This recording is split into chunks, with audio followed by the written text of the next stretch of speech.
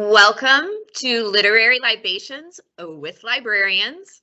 This time we're going to be sharing some of our favorite do-it-yourself titles. As we share these books with you, there's lots of ways to get your hands on them if you're interested.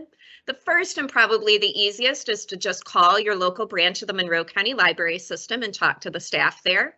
The next is to get online to our online catalog, and that will allow you to request physical versions, hardcovers, paperbacks, audiobooks on CD, and that website address is on the screen now. Finally, some of the titles are available via one of our two digital platforms. The first is Libby, and Libby offers downloadable ebooks, audiobooks, and also magazines. And the next is Hoopla, and Hoopla offers downloadable ebooks, audiobooks, and also movies, music, and graphic novels. And the great thing about Hoopla is if you see the lightning bolt next to the title, and most of the titles have lightning bolts, it means that there's no wait for those items and that you can download them immediately. I am Jennifer Graneski, and I am the community librarian at the Dundee branch. And to kick us off this week, to introduce ourselves, we're all going to share about a do-it-yourself project that we have participated in. And I am not a DIY person. I don't garden, I don't craft, I don't art. So this was a tough one for me, but in thinking about it, I was like, I remember this one time I did a thing with Tony that I was pretty darn proud of. So back when Tony was a little guy and Miss Kelly was our youth services librarian, she did Cupcake Wars where we could come in, the cupcakes were already made, like there was all sorts of decorations that you could use, and you and your partner, in my case, it was Tony and I, could decorate cupcakes, and it was always like a fall or a Halloween theme. And I was really pleased in like the 20 minutes that we had how cute our cupcakes turned out. So in the top corner, you can see a picture of our little farm, and we went with a farm theme. And then we also managed to get a literary theme in there because Tony was reading Charlotte's Web at the time at school. So I'm super proud of our Charlotte. And then the next year, the lower right-hand corner is a different year. He's always been into Harry Potter and had just started reading the books, I believe, at that time. And so we went with Harry Potter, and you can see our lovely Ron, Hermione, and Harry and Hedwig there. And then my amazing drawing of Hogwarts there in the background, just in case the judges were unsure of what we were trying to do. So there's my DIY. Like I said, if it comes to a project and helping my son out, that's about as DIY as I get. So also with us this week is Joyce Tapke, who is a processing clerk at our administrative building. And share about a DIY project you've done, Joyce. Well, okay, it wasn't a project that I personally did. I was more the foreman of the job. What happened was about 12, almost 13 years ago, I moved into my house in the fall, and the house had a wooden deck on the back. And for reasons that totally are beyond my ability to understand, the previous owners had, when they built the deck, built in a small enclosed room that the neighbors told me once held a jacuzzi. Well, the jacuzzi was long gone. The deck was rotting out.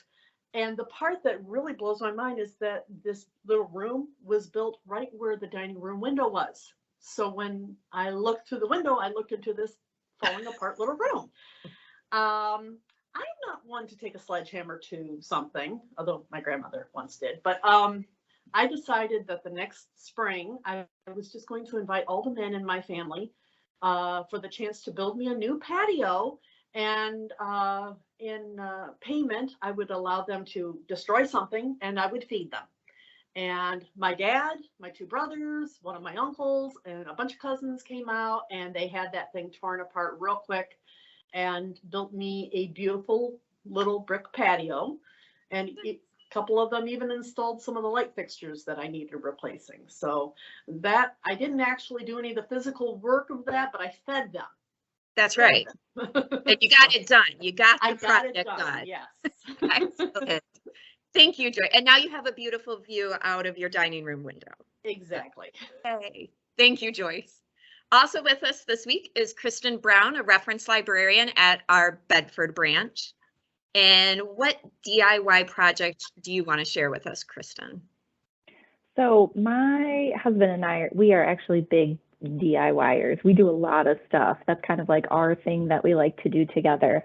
But when this question came up, I thought of the one that was the most memorable for us, which actually happened. It was supposed to be during our honeymoon, but our honeymoon got cut short because we were not having a great time. There was a whole bunch of things that went wrong with where we were staying and everything that we had set up through the travel agency. So we ended up having to call and try to schedule a flight last minute, and it was pretty much a giant headache. Our honeymoon was probably only like 3 days. So we got home, and that next morning, so that evening, of course, we had to come back into the States, and we got Buffalo Wild Wings because we were like, we need to eat some food. So that was a big thing for us. And then that morning, we woke up super early, and we did a chandelier light fixture for our old house. So part of my wedding centerpieces were like the blue mason jars that were really popular. And so we took the blue mason jars and we had them at different levels hanging down from like this old barnwood style fixture. And so that was a really fun DIY. Even though our honeymoon didn't go super great, it was nice to just spend some time together and do stuff together and kind of reminisce on how maybe someday we will laugh at this experience. Well, that sounds amazing. It was So, really, I am it was really nice to do together. So good. And finally, Jessica Otto, our head of the collections department, is here as well. And what is a DIY project that you want to share with us, Jess? So, like Jennifer, I also am not necessarily into the DIY scene myself personally. In fact, I often say that the only craft that I do is the cheese. That's it. So, however, I do sort of somewhat live the DIY lifestyle vicariously through my husband, who is very much into making everything himself that he can. He's very handy with putting things together, figuring out all that. He's really good. So the biggest project I think I sort of assisted him with, and by assist I mean handed him the tools he asked for and then otherwise stood out of the way so I didn't cause any problems, was our backyard swing set. We have a big swing set that he built for our daughters, which was just, when we built it, like, oh gosh, I don't know, 4 or 5 years ago, it was just a very small, simple 1 slide, 2 swings. And now we are actively, or I should say he is actively working on adding onto this to make room for a second slide, a much taller slide, now that they're bigger and like to go on the higher slides. So again, I shall participate by standing by nearby, trying not to touch anything unless I'm told that I can touch it. But I'm sure it will work out great, and I'll spend time using it, the slide. So yeah, that's my DIY thing. I'm right there with you, Jess. I'm like, yep, I'll support you by standing over here and not getting in the way. All right, I am going to ask Kristen if you want to kick us off sharing some of your favorite DIY titles. Sure. Both of my titles, actually, the first one I absolutely picked just because it looked pretty. I think I was looking for natural dyeing books, and this one came up and I just saw that photo and I was like, okay, cool, I'm going to read this one. So I will say that this book is absolutely beautiful. The pictures in it, gorgeous. I think it was put together by like a magazine editor and a photographer, so it's very magazine-esque. And there is some good DIY things in there, like how to build your own perfume. I use a lot of essential oils, so that was pretty helpful for me. Some of the information in here is not so great for DIY. It's one of the things was finding natural water sources and how to filter those. And it was like, use a t-shirt. I was like, I don't know if that's the best way to filter it. You might want to heat that water up. But yeah, so like this one. So overall, though, it had some really great things in it. And like I said, it did touch on the natural dyeing, so I kind of did that. So it was more beautiful, but I do like it as a DIY because it talks about the different seasons and things you can set up for the different seasons. So kind of what to plant, what to do with different parts of the plants that you wouldn't normally use. So how to make like certain honeys that are infused. It also has different plants you can plant for a night blooming garden, which is really cool. So overall, it's very pretty. Some DIY, but I just love that book. But don't use your t-shirt as a water filter if you're Probably not not. real sure about the water. Yeah, you might want to Maybe like not going to protect you from everything. know some basics before you really put everything into maybe that DIY book. The second book, though, I have used things out of. I just recently got into natural dyeing. I do a lot of fiber arts. I do a lot of weaving, a lot of macrames, and I love the idea of using natural dyes. And so this book was really great because she talks about different plants that you can use, and she does a great job of setting up how those can look with different fabrics that you're using, different mordants that you're using. So right now I use alum, and you can see in this photo the different colors that you can achieve. And so also beautiful photos, but it was super interesting to see kind of the differences in what you use to get the color to attach to the fabric. And then for every kind of color palette that she shows you, she also gives you a thing that you can do. So there's placemats that you can make, a foraging bag. She has a couple different ones of those. There's a patchwork blanket that she has in there. So they're relatively simple projects that you don't feel like, oh, I absolutely have to know how to sew and follow patterns. So it was really helpful. I really love that book. I just want to say that I feel like your definition of relatively simple is very different than my definition. Because I'm looking at that and I'm going, this is like every Pinterest project that I have ever tried. Like, the picture is beautiful. And then I hold mine up like, I am the Nailed It TV show. If you've seen Nailed It, they make people in not enough time try and replicate amazing bakery cakes, and then they compare them side by side. And I feel like the little wah would be there for every project. But it is really beautiful. When you sent the pictures in, it's a beautiful, well done book for those like you who are capable. Thank you, Kristen. Did you have any more that you wanted to say about your titles? Nope, I think that's it. Okay. I want to make sure I hadn't cut you off. Oh, no. All right. Jess, if you want to go ahead and share about your titles. Sure. So if you're like me, you might have really enjoyed the weather this last weekend where it warmed up, and it might get you excited for spending more weekends in that kind of warm weather, more weekends outside. And so if you're looking for maybe a little extra fun in the sun when you're out in your backyard this spring, this summer, you might want to check out DIY Backyard Games by Colleen Pastor. This book gives you the instructions for building 13 different backyard, like giant sized backyard games, including yard speed Scrabble, like a mini putt-putt, and giant Jenga, which I'm sure is just as fun to say or play, as it is to say. The book starts out with some basics for those who are new to DIY. So for somebody like myself who's not really big into it, I was kind of glad to see that. So it sort of goes over and prepares you for what really is going to be involved in these projects, what materials you're going to need, the raw materials, what sets of measurements you can use for these. And then it specifically goes into the types of tools that you will need, which I thought was very helpful because there actually was a lot of tools listed here. So you might want to make sure that you have some of those or all of them before you start any of these. It also goes into a very important safety tips, safety first.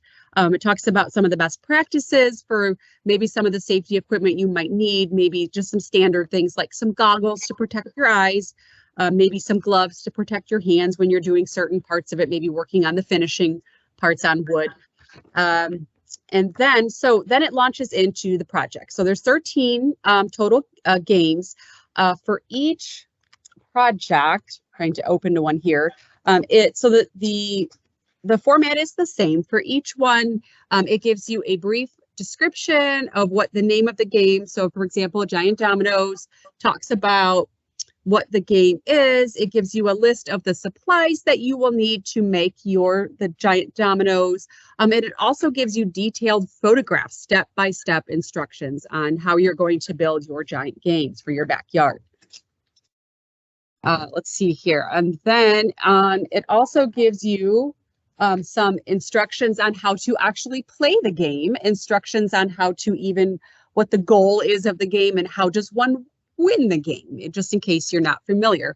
And some of the games, such as the dominoes here, they even have patterns they include, like for dot patterns, so you know what dots to put on what blocks, which I thought for somebody like me who really wouldn't have a clue, I really liked that they included that.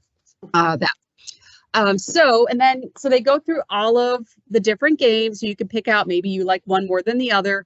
At the very end, there is what I thought was a really cool section about turning your games into cash.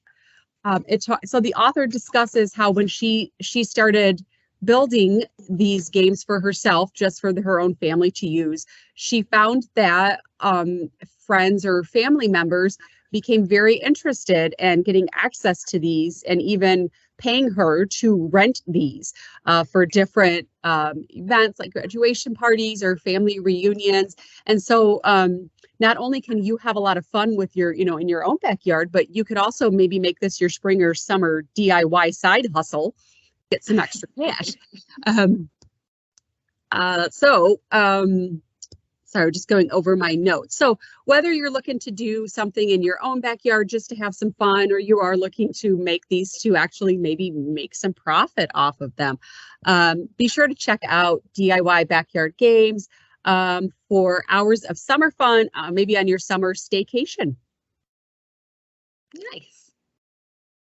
My second title is also something that can be outdoors, but something quite different. This one is Bee Hotel, which I just loved the title of this, and I just had to know more about this. So this is by, the author's name is Melanie von Orlau, and she is a freelance biologist. And so you get to read a little bit about her story here in the book, and it talks about how, as part of her work, she is in the business of capturing bee swarms, and she relocates them and also offers advisory services for those who are dealing with said bee swarms.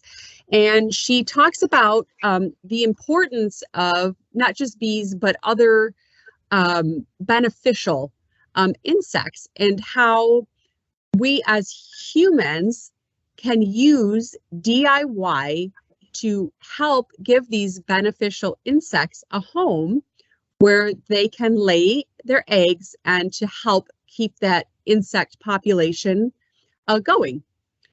So this book contains, it's got easy to follow instructions on making what she refers to as bee hotels or bug hotels.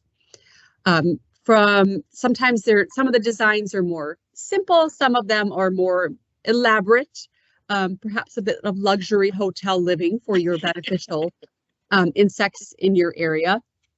So the first chapter is devoted to hotels for solitary bugs. So that might be just an individual bug. Some of the designs they had was the Alpine Chalet design for your bugs. Maybe you can make one. A very simple design was a hotel in a bucket. You have a bucket. You can make a bee hotel. The second chapter deals more with building larger hotel structures. That would be more for like an entire bee colony or a hive. of bees rather than just a singular insect. And then the third chapter deals specifically with hotels for other types of beneficial bugs other than bees. So this would be such as lacewings or ladybirds or butterflies. You can make homes to keep their population going too.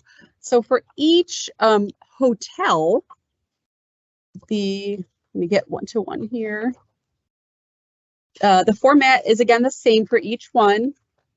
It gives you the specific step-by-step instructions of how you're going to go about building this hotel. It gives you the list of materials that you're going to need. It gives you the nice picture of what it's going to look like, or what it's supposed to look like, I suppose, when it's all said and done.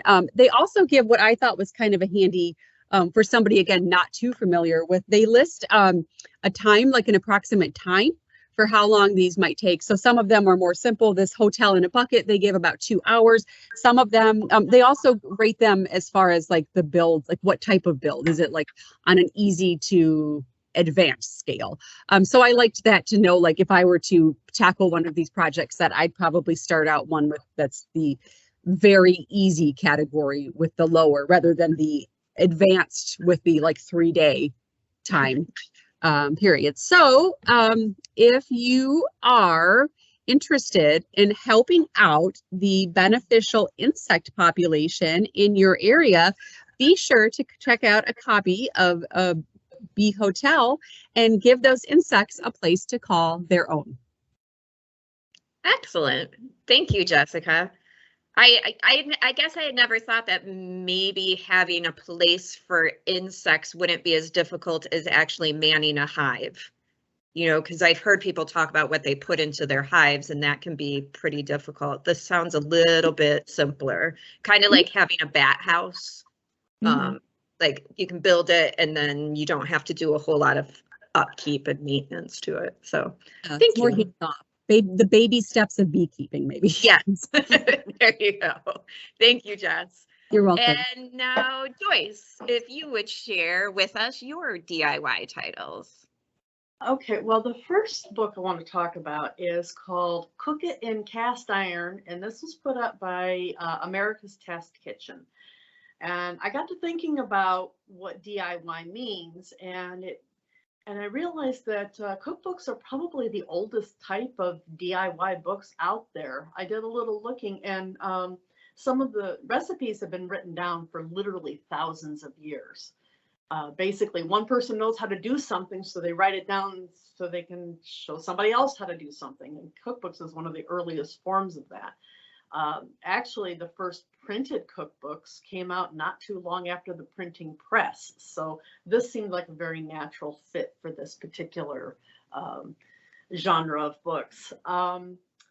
This came in my radar. Let me try to hold it where you can see it. Cook It in Cast Iron. And I love this book because I was kind of surprised to find that not everybody has a cast iron skillet. I'm a little surprised by that. I always have had one. It breaks down, first of all, it goes over some of the myths about cast iron cooking. One thing I heard is you should never use soap on a cast iron pan, which is not true. You can use soap on a cast iron pan. Cast iron cooks faster. It holds heat really well. It can hold acidic ingredients like tomatoes and vinegar without any problems. It goes over, the book itself goes over how to season your cast iron. It goes over the type of cast iron you should get. On your style of cooking, what kind of cast iron would you want? Would you want regular, or would you want an enamel coated one? It goes over the different brands of cast iron. It goes over what happens if you have an extra dirty one or a deeply scratched one, how to deal with it.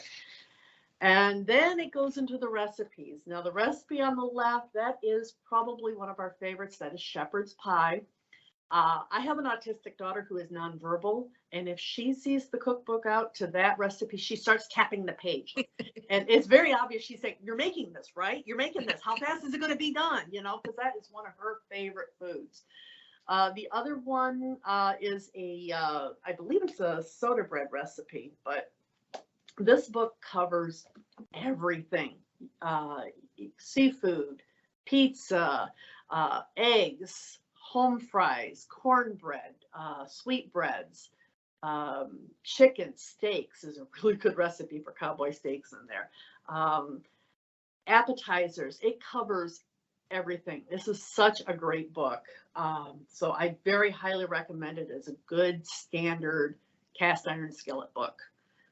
So that's the first book. The second book is called Pin Loom Weaving by Margaret Sump, otherwise known in my brain as The Entrance to the Rabbit Hole. I came across this book about 6 years ago, and my life has not been the same since. I have always, ever since I was a little girl, wanted to learn how to weave. And the only weaving I did up to that point was those little pop holder looms. And so when I saw this, I thought, I didn't know they made looms that small. And of course, I ended up having to immediately get one. And I learned a little bit about pin loom weaving. It actually is started in the 1930s. This is one of the early pin looms. It's a brand called Weave It. I was able to get this on eBay. I don't know how old this thing is, but I'm thinking it was probably anywhere from the 30s to the 50s. But you don't have to go to eBay because they do make a modern version of it. It's called the Zoom Loom. And you can get this on Amazon. In fact, that's probably the easiest place because there's just not a lot of weaving stores out there. And unfortunately, a lot of craft stores don't really cater to weavers very much. But this thing is so cool because it's weaving on the go. I can take, I have sat in many school bleachers waiting for the marching band to play because my kid was in marching band, weaving because, I'm sorry, football's boring to me. I'm sorry. I know other people love it, but I just find it boring. So I would sit there and weave. And the first question most people ask me is, well, what can you make with that? Well, I've made backpacks for my grandkids. I have made temperature blankets, which is a whole different story. Anybody out there who crochets or knits might know what a temperature blanket is, but I made one with a pin loom. I have made checkerboard sets for my grandkids. I have made this, where you can see it. This is a shawl that I made for myself with an elongated hexagon. I have looms. I have looms. I have looms. These are two of my largest ones. They're 6 inches. This one's really hard to see because it's plastic. These are both, this one's from Etsy and this one's from a company called Wonderwag. If anybody is actually interested, I will tell you exactly how to get a hold of this guy. But if you are at all interested in pin loom weaving and you're on Facebook, the Pin Loom Weaving support group, because we support each other. They will tell you how to get a hold of these. I have heart-shaped loom, and I did, these are two, and they're different yarns. So one's a little bit lacier than the other. And so my largest ones are 6 inches. My smallest ones are 1 inch. I have had more fun with these looms and just all the kinds of things you can make. Dishcloths, you can make earrings with the little ones. You don't have to weave yarn. You can weave wire. You can weave hemp, which is not easy, by the way. You can make stuffed toys. Margaret Stump, who came up with this book, she also has another book in our system that is called Adorable Beast, and it is all kinds of different animals that you can make with your pin loom. And you only need, I bought a lot, but you really only need this one to do an awful lot of stuff. We also, you can get through Melcat, you can get Pin Loom Weaving to Go, which is Same author, but strictly making bags and tote bags and things like that. You can also get through Melcat 101 pin loom squares because you can weave it in different styles. Not just the plain weave like I got here, but you can actually weave designs into it.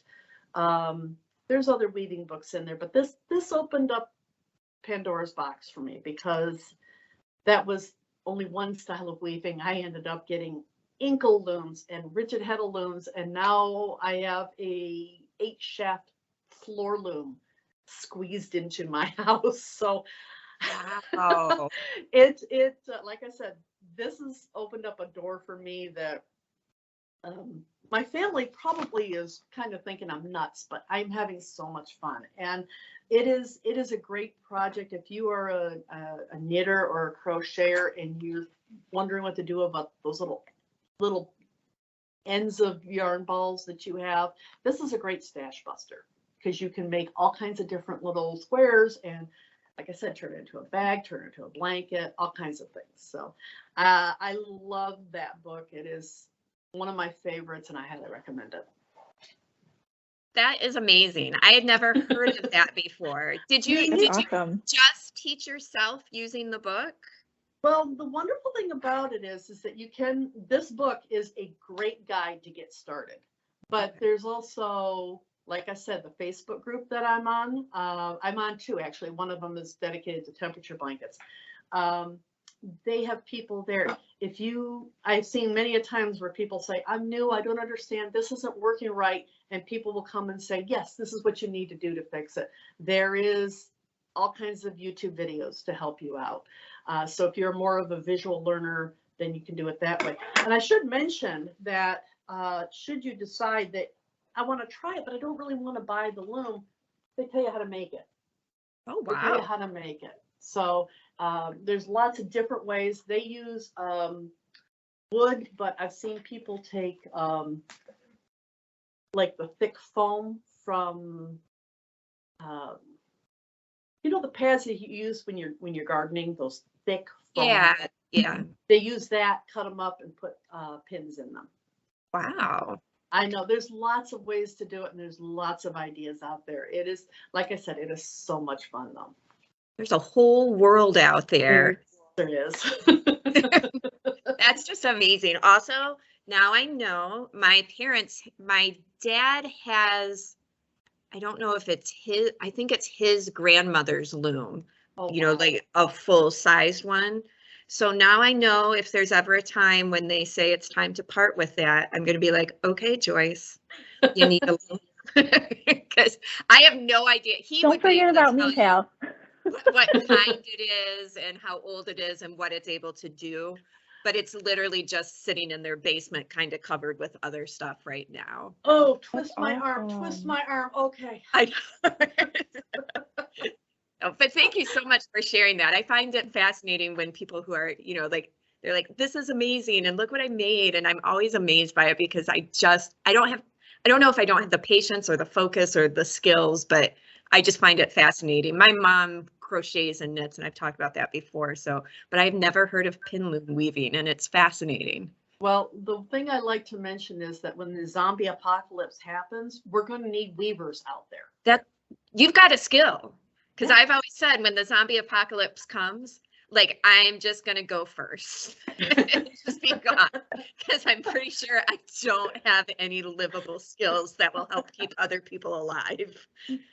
So thank you so much, Joyce. My DIY titles are perhaps not as extensive or as fascinating, but I really struggled with this topic. So I'll share what I have. My first one is by Kim and Penn Holderness, and some people may already be aware of them.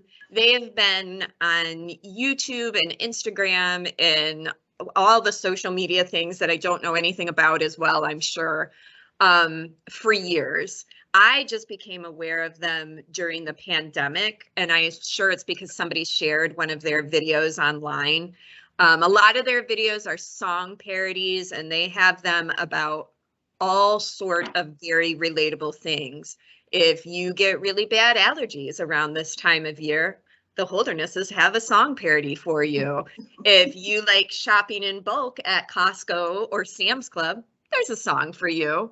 Helping your kids with homework that you don't understand, song for that. Getting out of quarantine when it ended, song for that. So they wrote a book. Oh, they were also on The Amazing Race, the most recent season of The Amazing Race. They were contestants on there, and they were fascinating to watch because if you've watched The Amazing Race, it's putting a lot of pressure on two people to compete. And so that's a lot of pressure on a relationship. And some people handle that very well. And some people kind of explode and they have some really ugly moments on TV because of that. And Kim and Penn were amazing. Even when things went terribly wrong, they were very supportive of each other. So when I found out that they had written a book, I thought, well, that sounds like something I would like to know more about, because they were able to handle pressure very well, even when under a microscope. And so their book is called Everybody Fights, so why not get better at it? And I'm counting this as a DIY because that is a thing that, you know, I would have to do, even if it's not making something. And they are very practical and very funny. I tend to very much avoid relationship books. That's not my thing. I kind of figure, you know, like we'll figure it out. But theirs is so funny and it is very practical. And the overview of the book is to make a fight productive. Don't just fight for no reason. Take that fight and find out what it is teaching you about yourself, what it is teaching you about your partner, and realize everybody's going to fight. There are going to be those moments when you don't like each other and when something sets you off and you've had a bad day and everything is piled up. And so when your partner looks at you and says, hey, why don't we go out to eat tonight? And you're on the phone and you're like, no, I don't want to go out to eat tonight. That's a terrible idea. Why would you even suggest that? You don't understand me at all. Click. And once you like back up and look at it, it's because, you know, the person at home in their pajamas is going, listen, I just did 4,500 things today. I made it home and immediately put my pajamas on because I'm in for the night. So you suggesting that we go out to eat is not a thing I want to do. And I didn't respond to it in the way you thought. And then you got mad because I didn't respond to it in the way you thought. So starting to decompress and look at those fights and how do we make that productive? And how do we go back after a fight and say, so here's what's really going on. And how do we, and they don't even talk about like, how do we avoid this in the future? But how do we talk about our fight in a way that says, how do I understand you better? How do I build our relationship so that it's better as a result of having this fight, no matter how silly or how serious it is? So I just love that. I love both of their personalities. They're very different from each other. It is an enjoyable book to read and will more than likely leave you with something to think about the next time you start to get in an argument with your partner and start thinking about, and I love that their book isn't focused on like, hey, don't say this, do say this, don't say this. They give some ideas, but a lot of it is about, you don't need to stop fighting. You just need to do it better. So I think that that's a really important concept. So that's Kim and Penn Holderness. Check out their videos. They'll make you laugh. And then if you're like, okay, I'll read their book too, you can do that. It is available as an audiobook as well. I do not know whether they read it or not. I have the print version, so I can't speak to that, but I would kind of guess that they would have narrated their own audiobook. And then the other title is, because the one DIY that I will do is attempt baking. Doesn't always turn out great, but I do enjoy baking because there's something at the end that I get to enjoy and treat myself to. My son also enjoys baking and sometimes will bake for me. And this Delish book, actually, I think it was returned by a patron. And I saw it, and of course that cover, like, who wouldn't be like, I want to eat that? But so oftentimes for me, when I open up a cookbook, I open it and I start either reading the ingredients and thinking, there's no way I'm going to have those on hand. And if I buy it for this recipe, I might never use it again. or I start reading the instructions and immediately feel overwhelmed. Like, yeah, I'm not going to be able to brulee this, or, you know, whatever it is that. This cookbook is very doable. I would say probably 90% of the recipes, when Tony and I were flipping through the pages, we were like, yeah, we could do that. We could do that one. So these are just some of the pictures in the cookbook because they're amazing. So they have peanut butter stuffed peanut butter cookies. They have Buckeye cookies. They have birthday blondies, which we have made and turned out great. Although what I guess I didn't realize about blondies, or about these blondies at least, is that you kind of need to let them sit. They're actually better when they aren't warm and gooey. Like a brownie, I'm like, eat them when it's warm and gooey. And the blondies, like, we tried to eat it when it was warm and gooey, and both Tony and I were like, oh, well, that was disappointing. And then, like, we let it sit for, I don't know, until the evening for after dinner. And then we had them done. I was like, oh, they're much better now. So I don't know what it was, but it just needed some time to get its flavors together. I don't know cooking chemistry. Ask the people at Cook's Country. They'll explain it to you. And then the last one is peanut butter cookie stuffed brownies. And if you notice a peanut butter theme, that is because my husband loves peanut butter. So if it is a peanut butter flavored treat, he's always like, yeah, you should probably make those and try those. And I know that they will get eaten. So I really like their cookbook. I also found out that they also have one that has main dishes.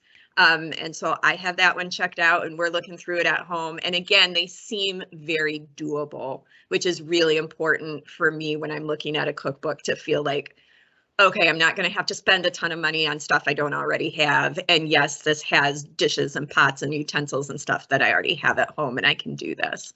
So those are my 2 DIY titles. I hope that you've had a good time listening to us today. Thank you to all of you for sharing your DIY titles with us. And we will be back in a couple of weeks with more book suggestions to talk about. Thank you. Bye.